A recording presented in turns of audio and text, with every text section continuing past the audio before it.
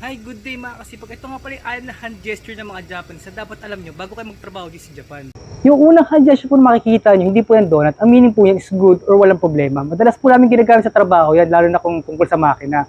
Kasi medyo maingay po sa loob, kaya madalas isenyas lang po yung leader namin para malaman namin kung anong lagay ng makina.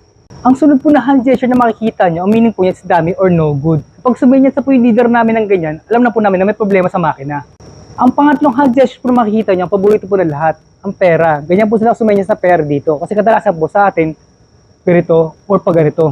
Ang pang-apat na hand gesture po na makikita nyo, ang excuse me. Kadalasan po kasi hindi kami nagkasabi ng excuse me dito. Gumaganyan lang po kami. Halimbawa, dadaan po tayo sa mataong lugar, hindi na po tayo kailangan magsabi ng excuse me. Gaganyan lang po tayo, alam na po nila yon. At ang pang-limang hand gesture po na makikita nyo, ang meaning po yan is pagtanggi. Kasi kadalasan po sa atin, ganyan po tayo tumanggi. Sa kanila, pag ganito. Ang last na hand gesture po na makikita nyo, ang meaning po niyan is mirror ako. Kasi kadalasan po sa atin, pag tinuturo po natin sarili natin is pag ganyan.